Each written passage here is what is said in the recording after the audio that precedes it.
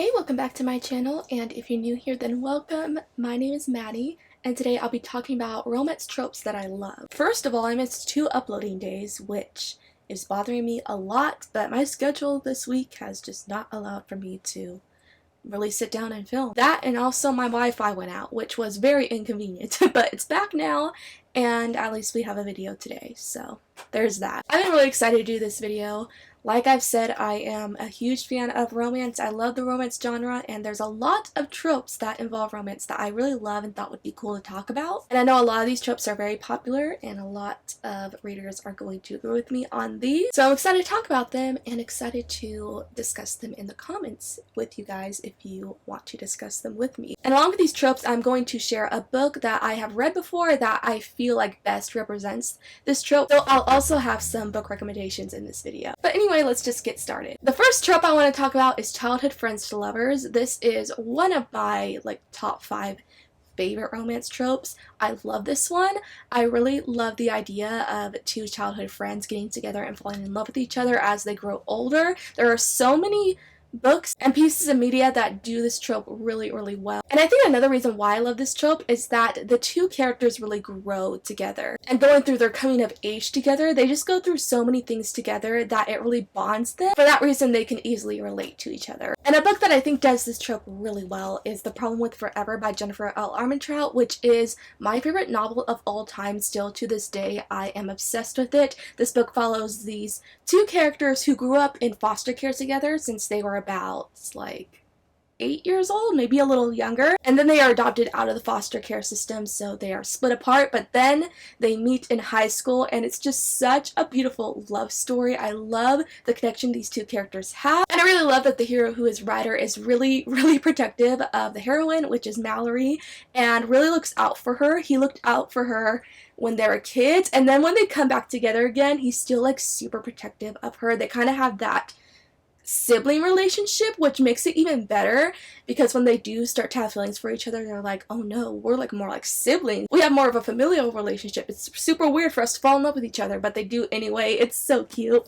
Really would recommend it. If you haven't read it yet, it is such a good contemporary romance that I am obsessed with, and I need to reread it again, even though I've read it so many times before. And the next one is fake dating. Now, I know I am not the only one who loves fake dating. This is a super popular trope. I have kind of strayed away from reading it lately because I, at one time, was reading a bunch of books with the fake dating trope back to back to back that I was getting kind of tired of it, which I didn't like because this has been one of my favorite tropes for the longest time. So I haven't read a book with a fake dating trope in it lately, but I still really love this trope. I think it's the idea that these 2 characters don't mean to fall in love with each other. They're just putting on a front that they are in a relationship in order to gain something and benefit from that fake relationship. But then at one point, they start to actually fall in love with each other while they are fake dating, and it's super confusing because they're like, we're supposed to be in a fake relationship, so why are we growing actual feelings for each other? It's so good. And a book that represents this trope is When It's Real by Aaron Watt. This one follows a fake dating relationship between a rock star. I don't know if he's a rock star, but he is a musician, a famous musician. Actually, he's a pop star, so not rock star, pop star, which I love pop stars too. You don't see very many books with actual male pop stars in them. That's pretty cool. So this pop star, who is Oakley, has a very bad reputation, and so to fix that, his management is like, you should date an ordinary girl in order for you to seem more settled down. And so they come in contact with this girl named Vaughn, and she doesn't really like Oakley because of his reputation, but they do start a fake relationship in order to boost Oakley's reputation and make him more likable, and in the process, obviously, they start to grow genuine feelings for each other. I love this book when I read it. I really need to reread it again because it's been a while and I remember really liking it. All of Aaron Watt's books are super good. You have to check them out if you haven't yet. And another insanely popular trope is hate to love, enemies to lovers. I also really love this trope. I feel like in recent years it has been kind of beaten on the head with how much we see of it in books, so there are some points where I get a little tired of it, but I still really love it. The reason I love this trope so much is that there's so much angst involving it, because these 2 characters start off with hating each other for whatever reason, and so when they kind of start warming up to each other, it's very confusing for them because they're like, we're supposed to hate each other. So how could we be liking each other? Especially when they've hated each other for so long. It's so jarring for them when they start growing feelings for each other and they're like, what the heck is happening? I love it so much. And oftentimes they'll do whatever they can to not fall in love with each other or be together, but then they can't fight it and they actually be together. It's so great. And this trope also leaves room for a great slow burn romance, which I'll get into slow burns later. But slow burn is another thing that I really love in romance books, so I love that this trope really makes room for a good slow burn. A book that does this trope really well is P.S. I Like You by Casey West. This is a young adult book, and because Casey West books fall onto the younger side of young adult, this one has a very innocent type of romance, but these two characters do start off hating each other, but then do grow to like each other. The whole premise of this book is it's about this girl and she starts up a pen pal relationship, but she doesn't know that the guy that she is writing secret messages to is her like worst enemy that she goes to school with. And so they actually start getting to know each other through their letters, not knowing who each other is and that they both hate each other in real life. I loved watching these two fall in love with each other through their letters. When in person they're always hostile to each other, but through their letters they really get to know each other and get to know the reasons why they act the way they do, and they start to understand each other better. It's super, super cute. This one is a trope I've never seen anyone talk about. I don't even know if you would call it a trope. I guess you could. It's like an aspect that happens in some romances that I really, really love. So this one is kind of a little more niche. And that is intimate marriage proposals. What I mean by this is when the two characters are in the middle of lovemaking and all of a sudden, it's usually the male one. I've never seen a female one do this. It's usually the male character who all of a sudden asks the female to marry him. I love this trope so much because emotions are already so high in that moment because they're like in the middle of lovemaking that the marriage proposals come across as so passionate. I'm all for that. I love marriage proposals in books in the first place, but add on that level of like passion that goes along with them asking their partner to marry them while they're like making love to them. I eat that stuff up, and I've only seen it a few times. The book that I do want to talk about that did feature this is the Bargainer series by Laura Thalessa. This is a book series that I just finished that I liked for the most part. I'll talk about it more in my wrap-up for this month because I finished the last book this month and I have a few things to say about it that aren't so great, but for the most part I did really like this series, and specifically the thing I loved the most about this series is the romance. I think the romance was done so well, and there is an intimate marriage proposal in this one that when I got to that scene I completely flipped out because I love this trope and I so rarely see it that I was so happy to see in this book. So this one definitely did that really well. I already touched on this one a little bit. I'm going to talk about slow burns. I love slow burn romances. The better the romance. I will always love them. And I wish every single book had a slow burn because I really am not a fan of characters getting together too soon. Like when they've only known each other for 5 weeks and they're already together. I'm talking to you, 50 Shades of Grey. I just love two characters really, really taking their time in their relationship and taking the time to really get to know each other before they commit to a full-time relationship. Because I think in real life, that's how relationships usually go. In real life, usually we want to get to know our potential partner for as long as we can before we really go all in with being together with them. And so because this trope is so realistic in real life, that's why I like seeing it in book when it's done well. And a series that does the slow burn trope so well is going to be Fruits Basket. This manga has the best slow burn romance in it ever. You really get to see these two get to know each other through little scenes, which is fascinating because they're usually scenes that you don't think will amount to much, but these little scenes between them really add up to their connection over time, to when they're finally together, it just means so much because they've already had these little moments together that you really feel for their romance in the end. And I'm talking like these two don't get together until they've known each other for like 3 years. Like, that is such a huge slow burn, but it doesn't feel like the relationship moves slow at all. It always feels like it's progressing. I will say this is the best slow burn romance I have ever read. And I don't even want to say who the romance is between, because there are a few potential partners that the main character can have, so I'll leave that out, but if you know, you know. And I know a lot of y'all have read or watched Fruits Basket, so you already know what I'm talking about. This one I unfortunately haven't seen a lot, but in the books that I have seen it in, I've really enjoyed it, and that is Marriage of Convenience. I really need to read more books with this trope because I really like this one. So Marriage of Convenience is when two characters get married only on paper in order to gain something from it. So they're not in an actual relationship, they don't view each other as husband and wife emotionally, but they're only married in order to gain something from being married on paper. I love this one because even though the two characters are married, they aren't actually in love, but because they're forced to be married, they usually have to be in close proximity, which is another I'm spoiling again. That's another trope that I'll get into later. But because they're kind of forced to be together, it really leaves room for them to fall in love with each other because they're always around each other because they have to be. So I just love that idea, and I need to read more books with this trope. One of the only books that I've read that includes this trope is Don't Kiss the Bride by Carrie-Anne Cole, which did this trope really well. So this one is about this girl. She has a very tough home life that she really needs to get out of. She's also ill, so she needs medical insurance.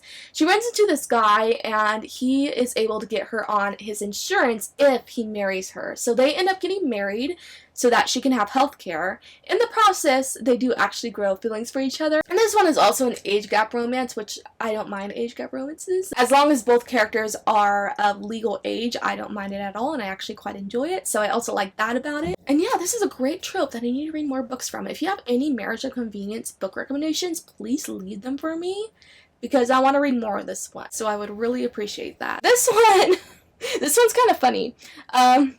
But I really love this one, and that is vanilla lovemaking. I just love vanilla lovemaking. I love the tender, sweet lovemaking. I'm not that into like the hard stuff, but I just love vanilla so much.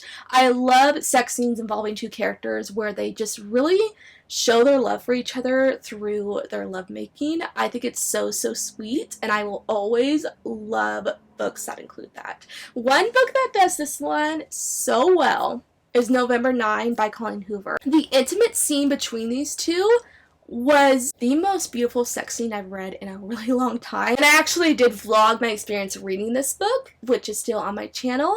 And so you will see how much I was freaking out when I was reading that scene. It was just done so beautifully. The characters were so eloquently sharing their feelings for each other while they were all doing it, and it was so beautiful. I love it. I love this trope. I'm a sucker for just really passionate and sweet lovemaking. And almost most romance books in the adult genre do have that, which I love. That is so popular. The next one is forbidden romances. I love forbidden romances. It is yet another trope that really involves a lot of angst because these two characters, for whatever reason, can't be together. Whether that be people in their lives that are telling them they cannot be together for whatever reason, or there's some internal conflict between them that really makes it to where they can't be together. I just love it so much because no matter the obstacles they go through, usually they cannot help their feelings for each other and they just have to be together, and they will do it no matter the consequences. It just really speaks to the love that they have for each other because they're willing to go through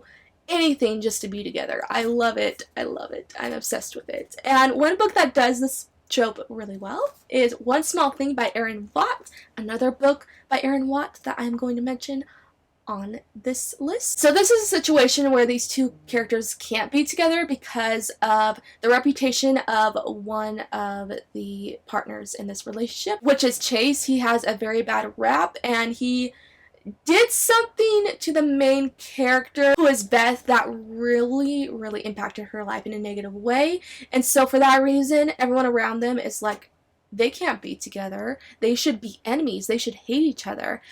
But in reality, they start falling in love with each other behind everyone's back, and they're keeping it a secret. Another thing I love about forbidden romances is the secrecy between these two characters. That just leaves room for so much great ink. I just love that. And I really love the forbidden romance in this book because these two characters were really stubborn and were like, we're gonna be together no matter what anyone says. I love it. Okay, this one is going to be an unpopular opinion. I feel like this is a trope that not a lot of people like. But I, for one, love taboo romances.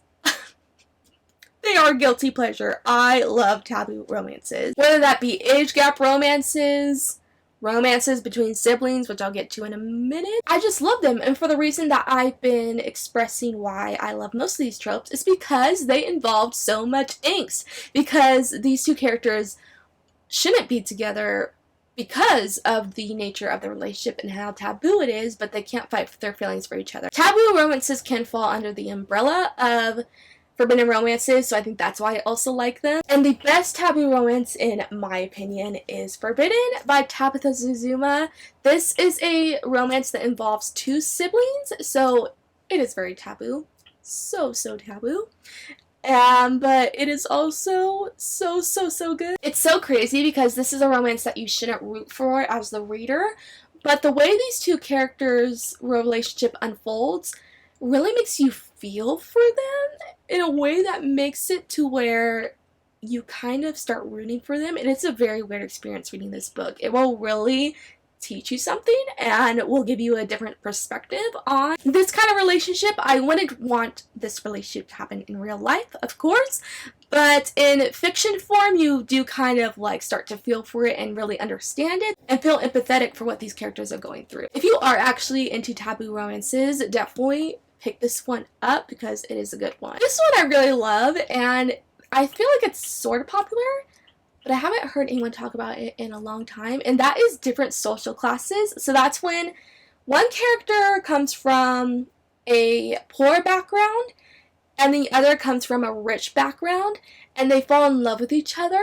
I love this one because it's sort of like the opposite attracts thing, which is another trope that I really love that this trope kind of involved. And usually this one also can fall into the umbrella of forbidden romance because most of the time the families between these two characters don't want them to be together because they come from different social classes, and the partner that comes from a rich family, their family wants them to marry into wealth so that they can carry on, you know, their family legacy and all that. And when they're with someone who is from a lower class, that really makes it to where their family's like, no, you shouldn't be with them. What are they going to offer you?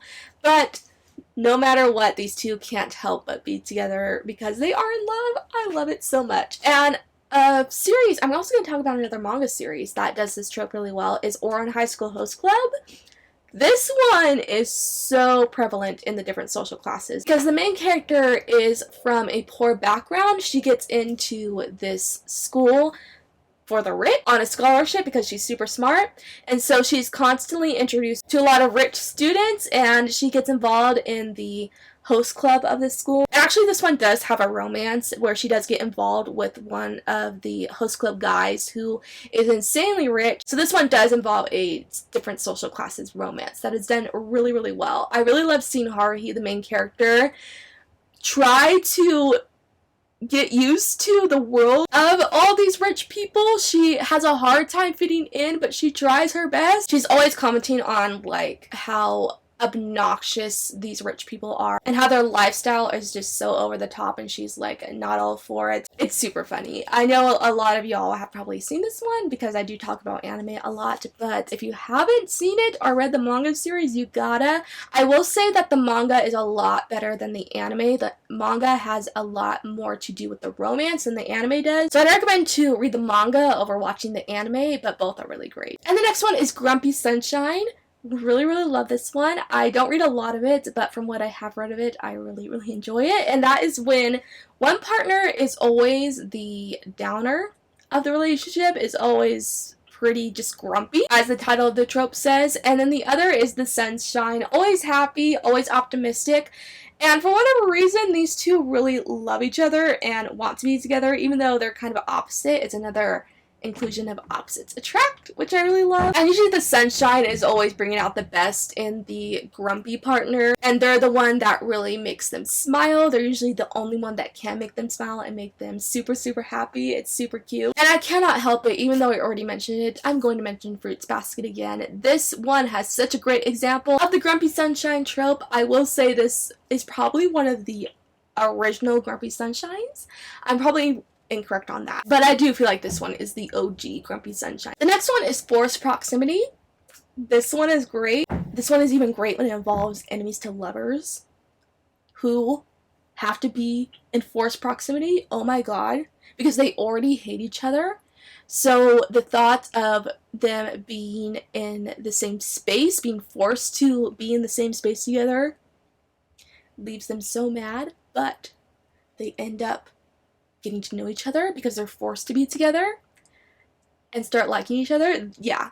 Enemies to lovers forced proximity is the best, but forced proximity in general I really love. So like I already said, this trope involves two characters who for whatever reason are forced to be in the same space, whether that be they're like locked inside a house together or forced to work together, stuff like that. They have to be around each other, and usually because they're together all the time, they're able to get to know each other more, and they start to fall in love. And a book that I really liked that did this trope well is Frigid by Jennifer L. Armentrout. I read this book, I want to say like 5 years ago, so it's been a long time since I read it. I probably forgot a lot about it, but I do remember that I liked how well this book did the forced proximity trope. So these two characters are locked in a house together. I think I remember they were on a trip and it's snowing, so they get stuck in a snowstorm together and they get locked inside their cabin together and they cannot escape. So this book just follows them being locked inside this cabin together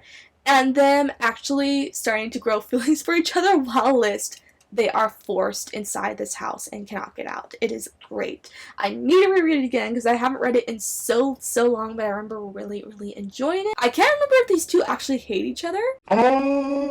Yeah, okay, now that I'm reading the back, they were childhood friends, but they had a falling out, so they actually don't like each other at the start of the book. I do remember that, but then they kind of reconnect while they are locked inside this house together. I remember that now. Now that I read the premise on the back, it's all coming back to me. And the last one I'm going to talk about is the paranormal creature and human romance trope. I love paranormal books that involve a human getting involved with a certain type of paranormal creature. It's also another instance of opposites attract, and I think that's why I like it so much, because a human and a paranormal creature are two different species actually. Like, they are so different from each other, but for whatever reason they fall in love with each other.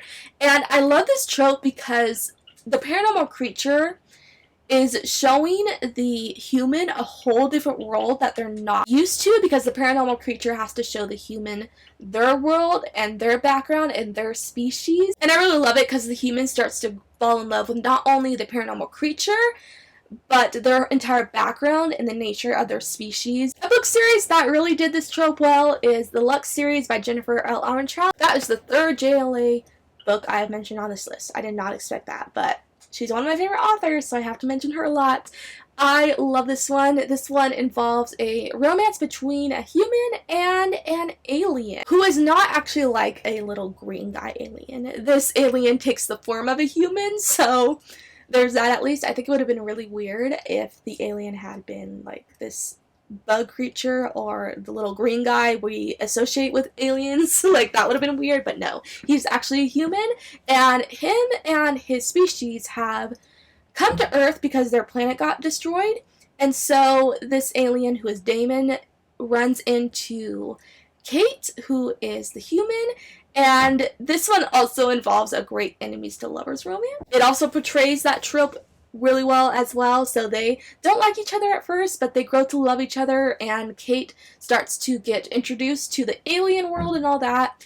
This is a great series. I've read it twice now. I have enjoyed it every single time. You have to read it if you haven't yet. And that is it. All the romance tropes that I really love. I'm sure I could mention a lot more, but we can't make this video any longer than it already is, so I'm gonna stop there. I do really soon, I might actually make this my next video, talk about romance tropes that I hate, because Although I love the romance genre, it has some issues, and it does have some tropes that I really despise. So I am going to make that video really soon. It should be out next video, or at least a few videos from now. So look out for that if you're interested in seeing it. And let me know if you agreed with me on any of these tropes. Do you love them as well? Please let me know. I'd love to talk about it with all y'all. And I guess that's it. I hope you guys enjoyed this video. If you did, be sure to like, comment, and subscribe for more anime-related videos and book-related videos. And if you'd like to follow me on Instagram, that link will be in the description box.